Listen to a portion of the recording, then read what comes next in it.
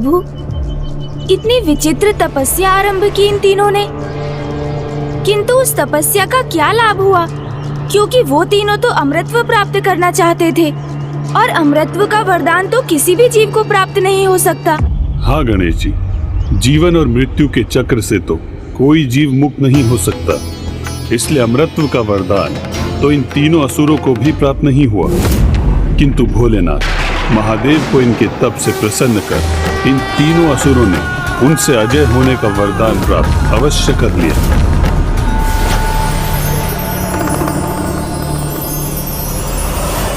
ओह, अब मुझे ज्ञात हुआ प्रभु, ये तीनों असुर पिताश्री के वरदान से सुरक्षित होकर अजय हो गए थे, इसलिए शक्ति से उन्हें क्षति पहुंचाकर पराजित करना असंभव था। कुबेर जी से ऐसी भूल हुई, ये सत्य तो मैं स्वीकार कर सकता हूँ, किंतु जगत जननी माँ पार्वती, जो सदा जगत कल्याण के प्रति समर्पित रहती है, और महादेव, जिन्होंने संसार की रक्षा हेतु कालकूट विष को भी अपने कंठ में धारण किया, उन्होंने इतनी बड़ी भूल कर ऐसे महासुरों को कैसे उत्पन्न कर दिया, जो समस्त संसार के महासंकट ही नहीं, संपूर्ण सृष्टि के सर्वनाश का कारण भी बन सकते हैं। गणेश जी, माता पराशक्ति की इच्छा, उनकी लीला सर्वोच्च है। संसार में घटित होने वाली छोटी से छोटी और बड़ी से बड़ी घटना उन्हीं की इच्छा के अनुसार होती है। उनकी इच्छा के पीछे का कारण तो एकमात्र माता को ही ज्ञात है। इसलिए जब हमसे अकस्मात कुछ ऐसा हो जाए जो हमारे स्वभाव और इच्छा के विपरीत होने पर भी हमारे नियंत्रण के परे, तो हमें स्वीकार कर लेना चाहिए कि उसके पीछे माता पराशक्ति अर्थात सभी माताओं की माता की ही इच्छा है, और इस सत्य का सामना तो आपको भी करना होगा। मुझे प्रभु? आप प्रभु महादेव और माता पार्वती की भूल को तो देख पा रहे हैं गौरीपुत्र, किंतु उस भूल को नहीं जो स्वयं आपसे हुई। भूल हुई है मुझसे? हाँ गौरीपुत्र, इन तीनों से अधिक भीषण, अधिक भयंकर भूल तो आपसे हुई। वो भूल जिसका नाम है भंड कुमार अर्थात भंडासुर।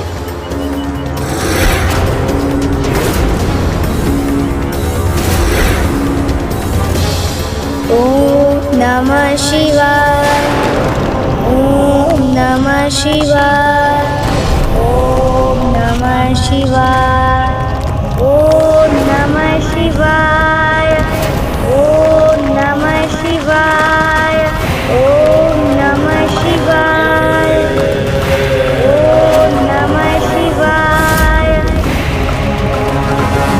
ओम नमः शिवाय।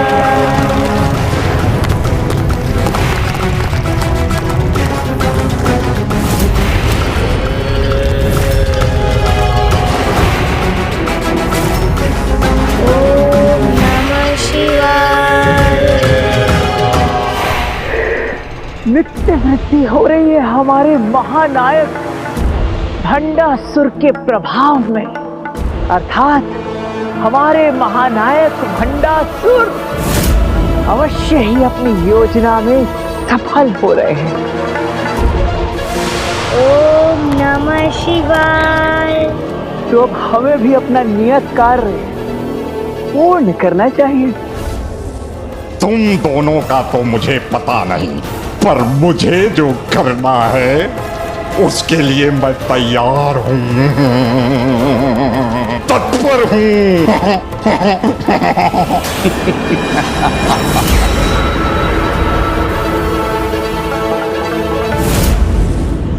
आपने जिस भंडासुर का सृजन किया है, जिसे जीवन प्रदान किया है, वो तो सभी असुरों से कहीं अधिक भयंकर, कहीं अधिक सर्वनाशी है। उसके समक्ष तो हिरण्याक्ष, हिरण्यकश्यप, ताड़कासुर, महिषासुर, शुंभ निशुंभ, मायासुर, दुर्गमासुर जैसे महासुर भी अत्यंत तुच्छ प्रतीत होंगे, क्योंकि ये भंडासुर और इसकी दुष्टता का भयानक प्रभाव उन सभी असुरों से अनेक गुना अधिक होगा। भूत, वर्तमान, भविष्य के सभी असुर यदि एक साथ भी आ जाएं, तो भी एकमात्र असुर उनसे कहीं अधिक शक्तिशाली, कहीं अधिक दुष्ट, अधिक दुराचारी, क्रूर और अधर्मी होगा, अर्थात ये तो सर्वनाश का ही पर्याय होगा।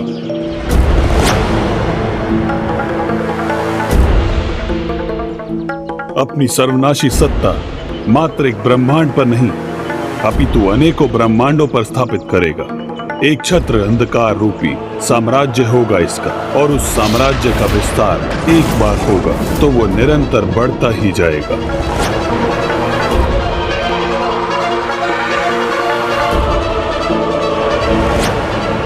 धर्म, पुण्य, अच्छाई का सबसे बड़ा शत्रु होगा ये, जिसके लिए बड़े से बड़ा पाप, अधर्म और अन्य किसी को होने वाला कष्ट चलता है ही होगा। ये तो चलता है ना, तो चलता है ना, इतना तो चलता है, इतना तो चलता है, इतना तो चलता है। और अपने इसी चलता है के भाव के कारण और वो अपनी धूर्तता से सभी से वो करवाने में सफल होगा जो वो चाहता है, जैसा उसने आपके साथ किया। गणेश जी की सीख को सत्य करने, गणेश जी की सीख को सत्य करना ही होगा। आपको ऐसा करना ही होगा। चाहिए गणेश जी, आप मुझे ऐसे त्याग कर मत जाइए। आप ही हैं जो मुझे शक्ति देकर मेरे इस विघ्न को दूर कर सकते थे। अन्य सभी की बुद्धि को अपने वशीभूत कर उन्हें अपनी इच्छाओं की पूर्ति का माध्यम बनाने वाला ये दुष्ट असुर अपनी कपट बुद्धि से 10 पग आगे की योजना का निर्माण करने में समर्थ होगा। शारीरिक बल नहीं, इसकी दुर्बुद्धि ही इसकी शक्ति होगी। इसलिए ये दूसरे असुरों से कहीं अधिक भयंकर होगा। और जिस प्रकार एक भूखे सियार से भयभीत होकर एक खग वन के किसी एकांत स्थान में छिप जाता है, उसी प्रकार भंडासुर और उसकी कुटिलता से भयभीत आतंकित संसार की समस्त अच्छाई संसार के किसी ऐसे एकांत स्थान में जाकर छिपने पर विवश हो जाएगी जहां उस पर कभी किसी की दृष्टि नहीं पड़ सके। इस प्रकार वो एक अनंत अंधकार के साम्राज्य का अधिपति बनेगा। ऐसा भयानक अंधकार जो कदाचित धर्म के प्रकाश को फिर कभी उजागर न होने दे, जिसके कारण मेरा, आपका और अच्छाई की शक्ति के प्रति समस्त देवी देवताओं का अस्तित्व संकट में आ जाएगा। और ऐसा मात्र एक ब्रह्मांड में नहीं, अनेकों ब्रह्मांडों में होगा।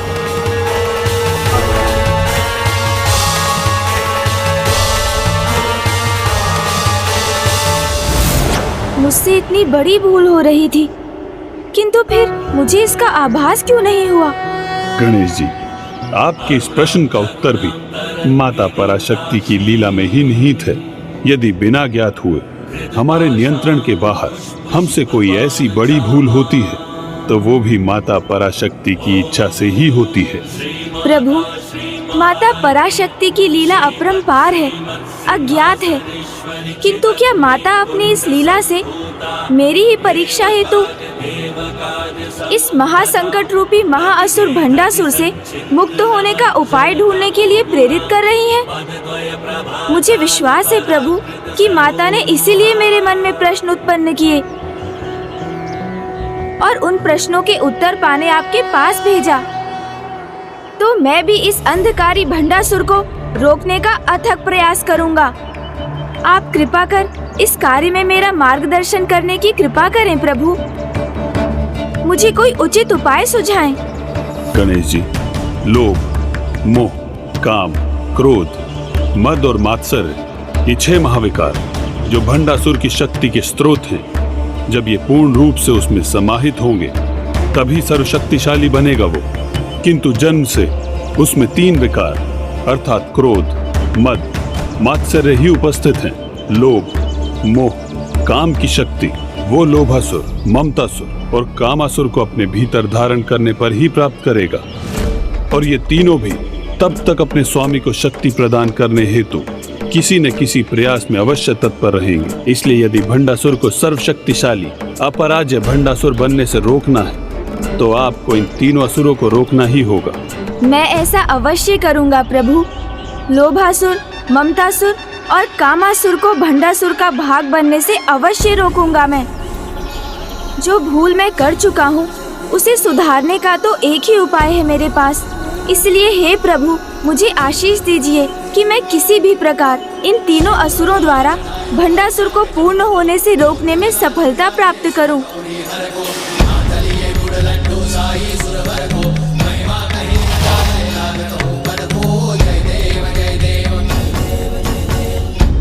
प्रभु हैग्रीव से अपने प्रश्नों के उत्तर पाकर तो मेरा हृदय अब और भी विचलित है। भूलवश कैसे भयंकर असुर की रचना कर दी मैंने, किंतु अब एक भी क्षण विलंब नहीं करना चाहिए मुझे। शीघ्र उन तीनों असुरों को ढूंढकर उन्हें रोकना चाहिए, और वो तीनों तो भंडासुर के निकट ही कहीं स्थित होंगे।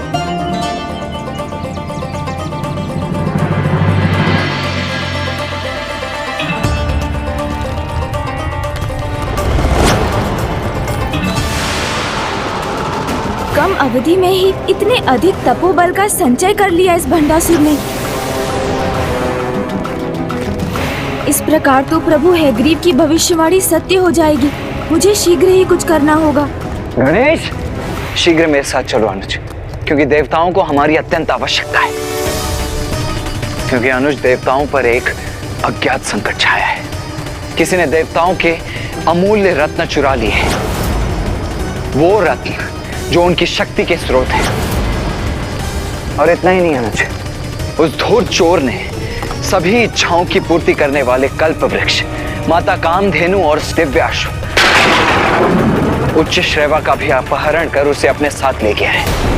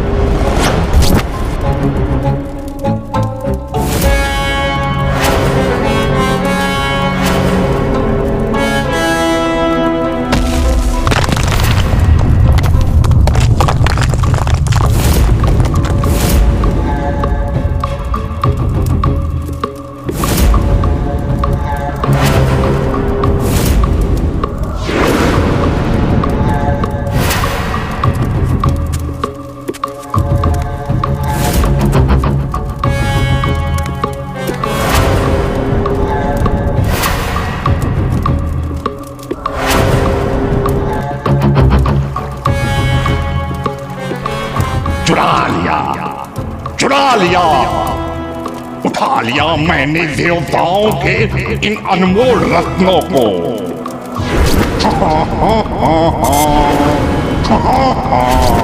अब इन्हें यहीं सुरक्षित करूंगा मैं।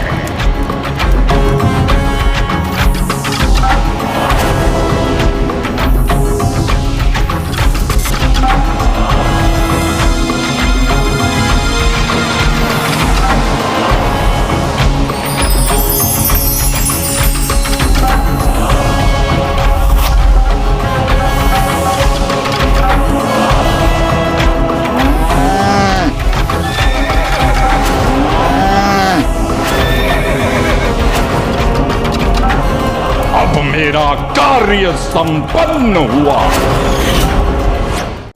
किसका कार्य हो सकता है? ना तो इसका किसी को ज्ञान है और ना ही कोई संकेत। देवताओं के अनुसार भी ये सभी रत्न अचानक ही स्वर्ग से अदृश्य हो गए, और जिसने भी ये कार्य किया है वो पूर्ण रूप से अज्ञात है। तो मैं भी उस चोर को कैसे ढूंढूं? मुझे इन पद चिन्हों को देखकर कुछ आभास हो रहा है।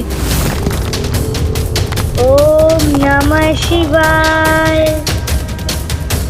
और ये तीनों भी तब तक अपने स्वामी को शक्ति प्रदान करने हेतु किसी न किसी प्रयास में अवश्य तत्पर रहेंगे। मुझे ज्ञात है ये किसका कार्य है। तो शीघ्रता करो अनुज, मुझे बताओ कि कौन है वो दुष्ट। वो दुष्ट उन तीनों दुष्टों में से ही कोई एक है। वो तीन अर्थात ममतासुर, कामासुर और लोभासुर, जो तीन महाविकारों से उत्पन्न हुए महाअसुर हैं। ममतासुर मोह फैलाता है, कामासुर काम भावना का विस्तार करता है। चोरी हुए इन तीनों रत्नों से इन दोनों का तो कोई संबंध नहीं लग रहा, तो शेष रहा वो लोभासुर। वो समय शीघ्र आएगा जब हमारे महानायक भंडासुर की तपस्या संपन्न होगी। तब उन्हें इन सभी रत्नों की भेंट देकर उनका सर्वाधिक प्रिय शिष्य बनूंगा मैं।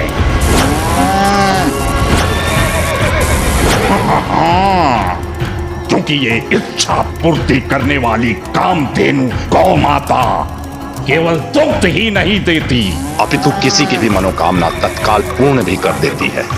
ये कल्प वृक्ष उन्हें दिव्य अस्त्र क्रूर पशु सेना देगा। और ये उच्च सर्व अश्व उनका दिव्य वाहन बनकर उन्हें अजय बना देगा। और जब इन सभी की भेंट मुझसे प्राप्त करेंगे महानायक भंडासुर जी, तो फिर उनके असुर सम्राट बनने पर तो उनका मुख्य सेनापति तो मैं ही बनूंगा। असुर सेनापति लोभासुर की जय। भैया, मुझे पूर्ण विश्वास है कि ये कार्य उस लोभासुर का ही है। लोभ उसका स्वभाव है और चोरी उसका कर्म। अनुज, यदि माता कामधेनु कल्प वृक्ष और दिव्य अश्व उच्च श्रेवा का अनुचित उपयोग हुआ तो देवताओं के साथ साथ समस्त सृष्टि पर भी अनिष्ट की छाया छा जाएगी।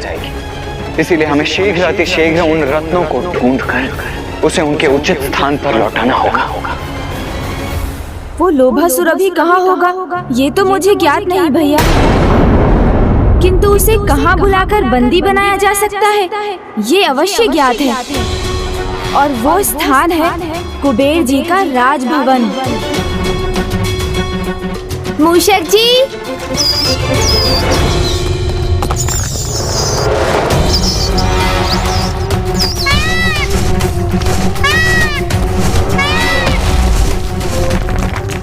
ओम नमः शिवाय। मैं तुम्हारे असुर सेवकों को तुम्हें और अधिक शक्तिशाली बनाने की अनुमति कदापि नहीं दूंगा भंडासुर। ओम नमः शिवाय।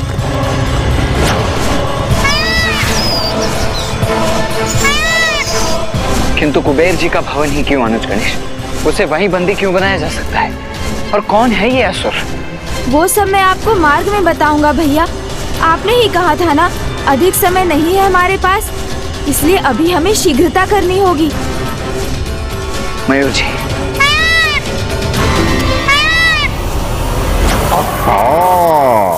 कैसे भूलूं मैं?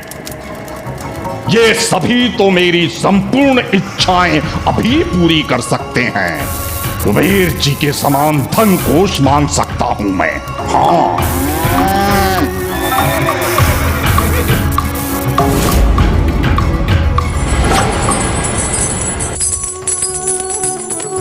प्रणाम प्रथम पूज्य गणेश जी। प्रणाम कुबेर जी। प्रणाम देव सेनापति कुमार कार्तिकेय। आप दोनों यहाँ अचानक? हमें आपसे एक विशेष कार्य है जिसके लिए हमारा यहाँ होना आवश्यक है। कुबेर जी, अब शीघ्र अपने धन कोष के समस्त द्वार खोल दीजिए।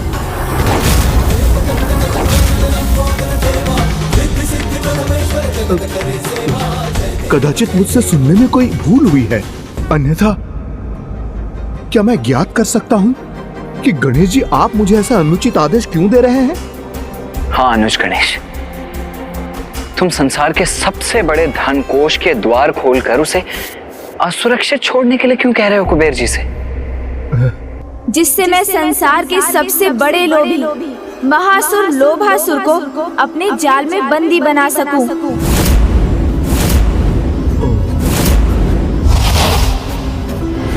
कुबेर जी, लोभासुर से तो परिचित है ना आप,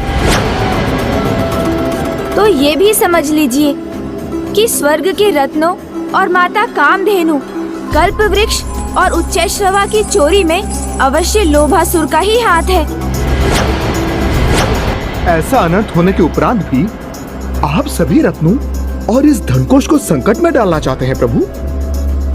यदि लोभासुर मुक्त है तो आपका धन कोष तो वैसे भी संकट में है, क्योंकि जो चोर स्वर्ग से रत्न चुरा कर ले जा सकता है, तो कभी ना कभी आपके धन कोष का धन चुराने भी अवश्य आएगा।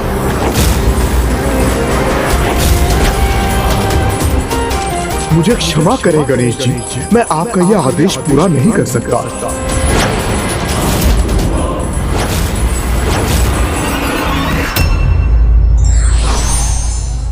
लोभ हर विकारों में सबसे बड़ा विकार है। ये मनुष्य की बुद्धि तत्काल हर कर उसका पतन कर देता है।